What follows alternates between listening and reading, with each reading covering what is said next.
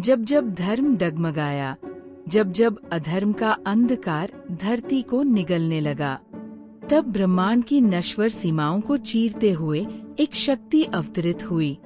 एक ऐसी शक्ति जिसे संसार सुरक्षाकर्ता, पालनहार और अधर्म विनाशक के नाम से जानता है, भगवान विष्णु।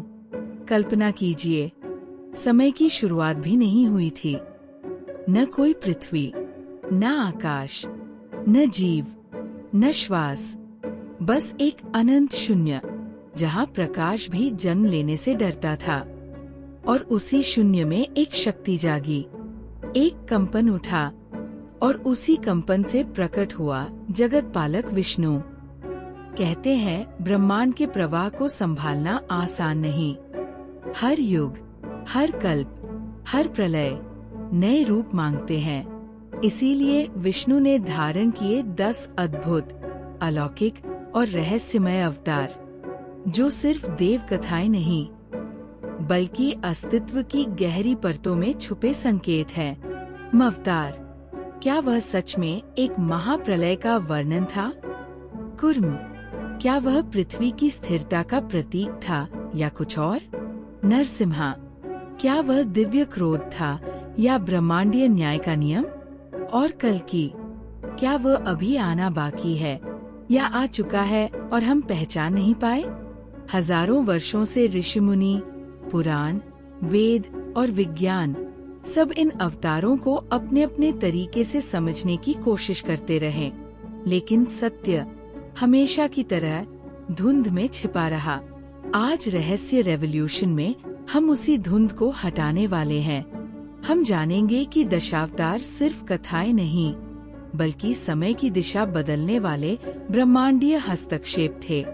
हम खोजेंगे इन अवतारों का असली अर्थ क्या था, उनका विज्ञान क्या कहता है, और सबसे बड़ा प्रश्न, क्या अगला अवतार आने वाला है? तैयार हो जाइए, क्योंकि आज हम कदम रखने वाले हैं उन रहस्यों में जहां आस्था, इतिहास और ब्रह्मांड तीनों एक साथ मिलकर एक अद्भुत सत्य प्रकट करते हैं। विष्णु दशावतार, संपूर्ण विस्तृत महाकाव्य कथा सृष्टि के आरंभ से कलयुग के अंत तक। जब ब्रह्मांड जन्म ले रहा था, शुरुआत में कुछ भी नहीं था। न धरती, न आकाश, न देव, न जीव, बस एक अनंत, शांत, गहन अंधकार। उस अंधकार में एक हल्का कंपन उठा, जैसे किसी अनदेखी शक्ति ने सांस ली हो। फिर जल का विस्तार हुआ और उसी जल पर एक कमल खिला। उस पर ब्रह्मा, सृष्टि के रचयिता, प्रकट हुए और जल की गहराइयों में अनंत शेषनाग पर निद्रा में स्थित थे नारायण, भगवान विष्णु। युगों युगों बाद जब ब्रह्मांड चलता रहा, अधर्म बढ़ता रहा, तो सृष्टि को बचाने के लिए विष्णु ने लिया 10 चमत्कारिक रूप, जिन्हें हम दशावतार कहते हैं। अब सुनिए विस्तार से युगों को पार करती ये दिव्य कथा। मत्स्य अवतार, सत्य युग, प्रलय की भविष्यवाणी और सृष्टि की रक्षा की कथा। मत्स्य अवतार पुराणों के अनुसार भगवान विष्णु ने इस सृष्टि को विलुप्त होने से बचाने के लिए मत्स्य अवतार, विष्णु एक सेंट दशावतार, लिया था। इसकी कहानी कुछ इस प्रकार है कि कृतयुग यानी कि सतयुग के आदि में राजा सत्यवत हुआ। राजा सत्यवत एक दिन में ज्ञान कर जलांजलि दे रहे थे। अचानक उनकी अंजलि में एक प्यारी सी और छोटी मछली आ गई। उन्होंने देखा कि क्यों ना मैं इसे सागर में डाल दूं। लेकिन उस मछली ने राजा से कहा कि आप मुझे सागर में मत डालिए, अन्यथा मुझे अन्य बड़ी मछलियां खा जाएंगी। तब राजा सत्यवत ने मछली को अपने कमंडल में डाल दिया। मछली और बड़ी हो गई तो राजा ने उसे एक सरोवर में डाल दिया। तब देखते ही देखते वह सरोवर से भी बड़ी हो गई। राजा समझ गए यह कोई साधारण जो नहीं है, और राजा ने मछली से प्रार्थना की कि वह अपने वास्तविक रूप में उन्हें दर्शन दे। राजा की प्रार्थना सुनकर साक्षात भगवान श्री हरि विष्णु प्रकट हो गए और उन्होंने कहा कि ये मेरा मत्स्यावतार है। भगवान ने सत्यवत से कहा कि हे राजन, आज से 7 दिन बाद इस सृष्टि पर प्रलय होगा। तब मेरी ही प्रेरणा से एक विशाल नाव तुम्हारे पास आएगी। तुम उस नाव में सप्तर्षियों, औषधियों, बीजों व प्राणियों के सूक्ष्म शरीर को लेकर उसमें बैठ जाना। जब तुम्हारी नाव डगमगाने लगेगी तो मैं इस मत्स्य के रूप में तुम्हारे पास आऊंगा, और उस समय तुम वासुकी नाग के द्वारा उस नाव को मेरे सींग से बांध देना। उस समय प्रश्न पूछने पर मैं तुम्हें उत्तर दूंगा। ये मैं तुम्हें वरदान देता हूँ, जिससे मेरी महिमा, जो परब्रह्मा नाम से विख्यात होती है, तुम्हारे प्रकट हो जाएगी। तब समय आने पर रूप धारी भगवान श्री हरि विष्णु ने राजा सत्यवत को तत्व ज्ञान का उपदेश दिया और इसी उद्देश्य को पूरा नाम से प्रसिद्ध किया। 2 कूर्म अवतार सत। यह युग समुद्र मंथन की महागाथा। हिंदी धर्मों के ग्रंथों के अनुसार भगवान श्री हरि विष्णु ने दशावतार, विष्णु दशावतार में से दूसरा अवतार कूर्म अर्थात कच्छप के रूप में लिया। कूर्म अवतार को ही कच्छप अवतार भी कहा जाता है। कूर्म अवतार की कथा इस तरह है कि एक बार देवताओं के राजा इंद्र ने महर्षि दुर्वासा का अपमान कर दिया, जिससे क्रोधित होकर ऋषि दुर्वासा ने श्रीहीन होने का श्राप दे दिया। इस श्राप के कारण संसार भी श्रीहीन हो गया। तब इंद्रदेव भगवान श्री हरि विष्णु के पास गए और उन्होंने समुद्र मंथन के लिए कहा। इसके लिए असुरों की भी आवश्यकता थी, इसलिए राजा बलि इसके लिए तैयार हो गए और देवताओं के साथ मिलकर समुद्र मंथन बीड़ा उठा लिया। समुद्र मंथन शुरू हुआ। इसमें मंदराचल पर्वत को मथानी और नागराज वासुकी को नेति बनाया गया। मंथन शुरू होते ही मंदराचल समुद्र में डूबने लगा। ये देखकर सभी देवता ने विष्णु जी को फिर से समस्या हल करने की प्रार्थना की और भगवान विशाल कूर्म के रूप धारण कर समुद्र में मंदराचल के आधार बन गए। भगवान कच्छप की पीठ पर मंदराचल अच्छे से घूमने लगा और उनके सहयोग से मंथन संपन्न हुआ। 3 वराह अवतार, सत्य युग पृथ्वी का, पाताल में अपहरण और दिव्य युद्ध। दशावतार, दशावतार में तीसरा अवतार भगवान श्री विष्णु जी ने वराह अवतार लिया। वराह अवतार से जुड़ी कहानी कुछ इस तरह है कि एक समय में हिरण्याक्ष ने पृथ्वी को समुद्र में छिपा दिया। तब ब्रह्मा के नाक से भगवान विष्णु ने वराह रूप में अवतार लिया। उनका यह रूप देखकर सभी ऋषि मुनियों ने भगवान की स्तुति की। सबकी प्रार्थना से प्रसन्न होकर भगवान वराह ने पृथ्वी को ढूंढना प्रारंभ किया। अपनी थूथनी का उपयोग कर उन्होंने पृथ्वी का पता लगा लिया और समुद्र के अंदर जाकर अपने दांतों और थूथनी के बीच में रखकर वे पृथ्वी को बाहर ले आए। जब हिरण्याक्ष ने ये देखकर भगवान विष्णु के वराह रूप को युद्ध के लिए ललकारा, दोनों में बहुत भीषण युद्ध हुआ। अंत में भगवान वराह ने हिरण्याक्ष राक्षस का वध कर दिया। इसके बाद भगवान वराह ने अपने खुर्शी से जल को स्वीकृत कर उस पर पृथ्वी को स्थापित कर दिया। 4 नरसिंह अवतार, सत्य युग का अंतिम चरण अहंकारी असुर का, शब्दों में छुपे वरदान से अंत।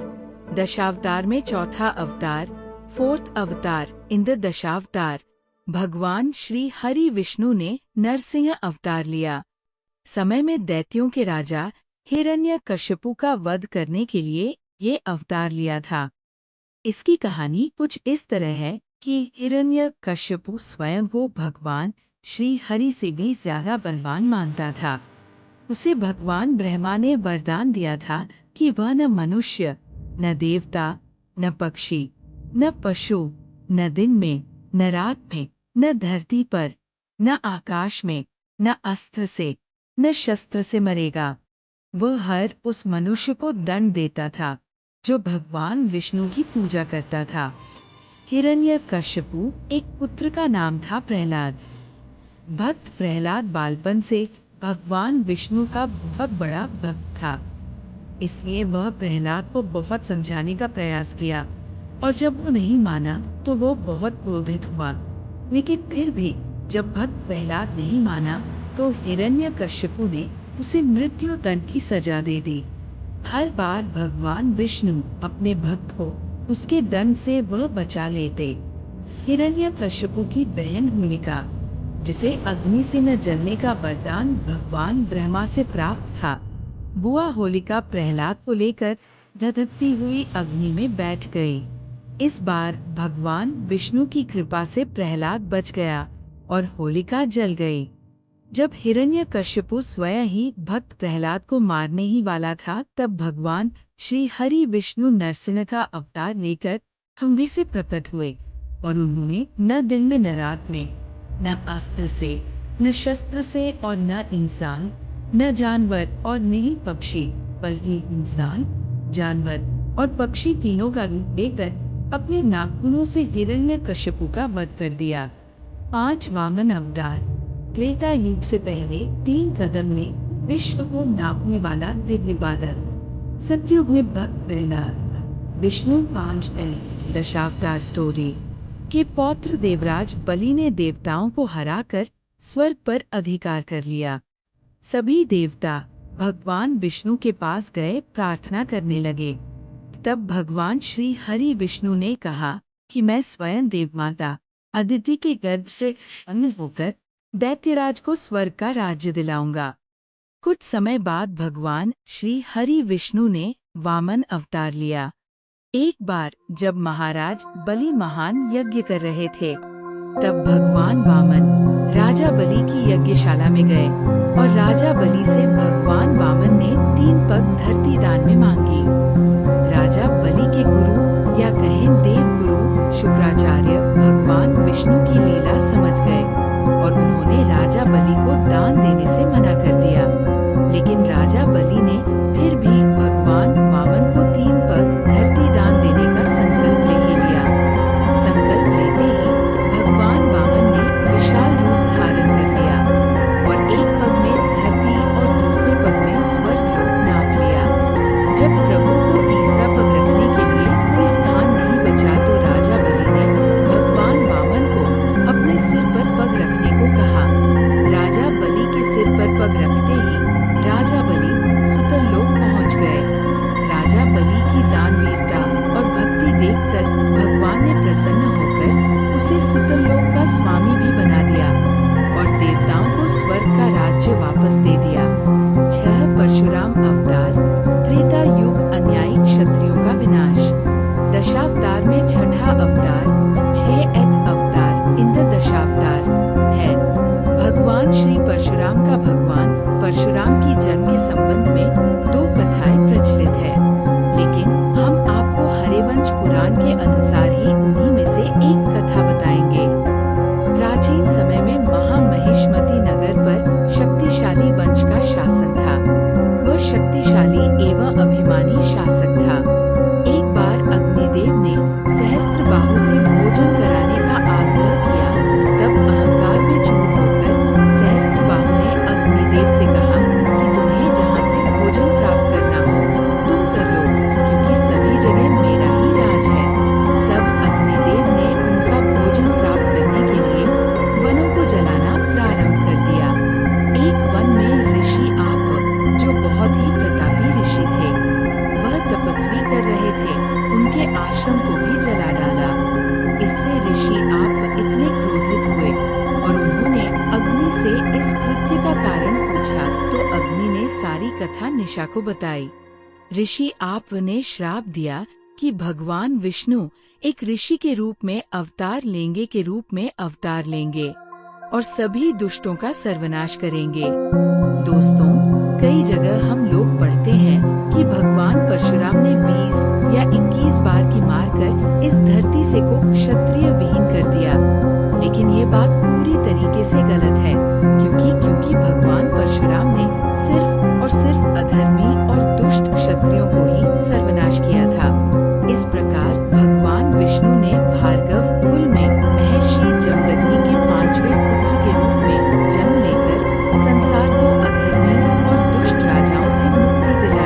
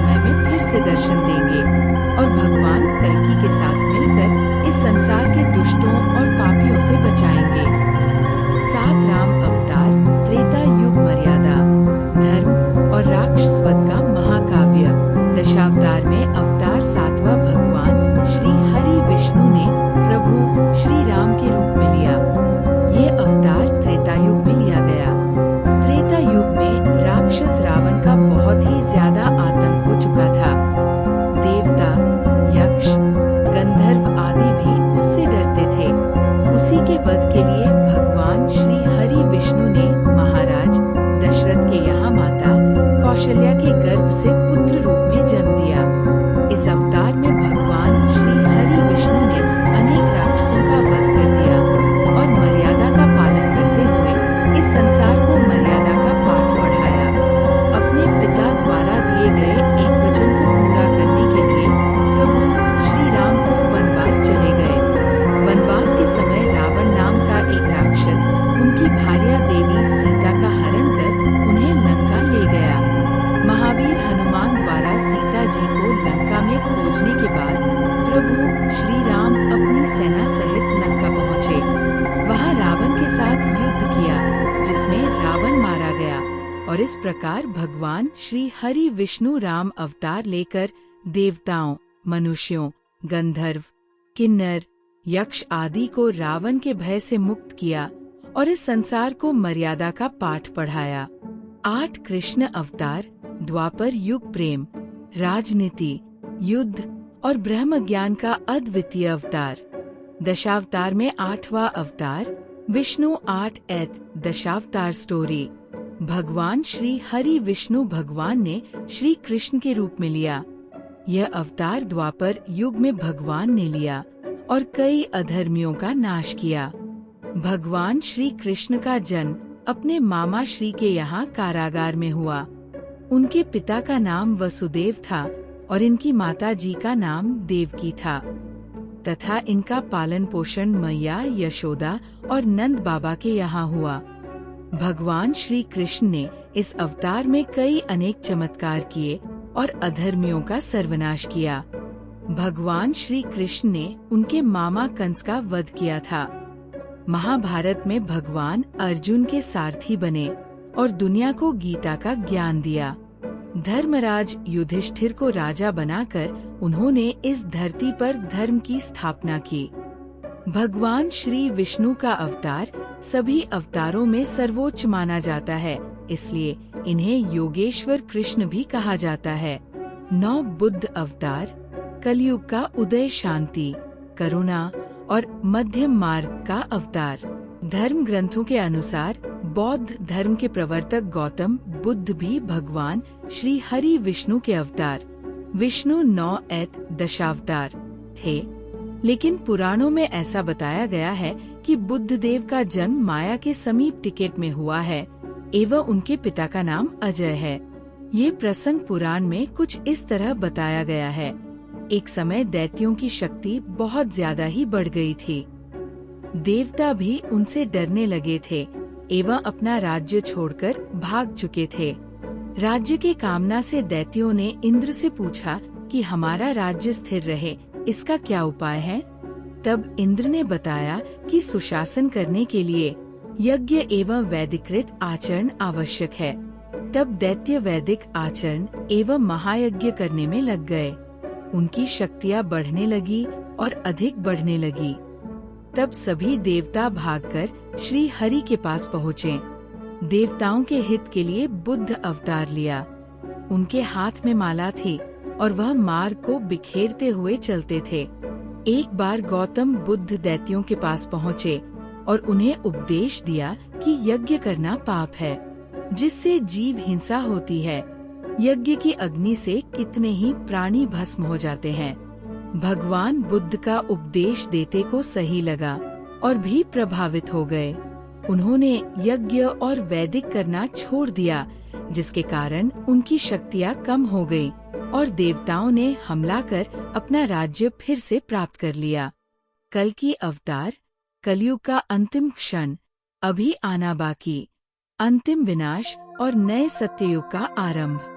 हमारे हिंदू धर्म के ग्रंथों के अनुसार भगवान विष्णु कलयुग में कल की रूप में अवतार लेने वाले हैं।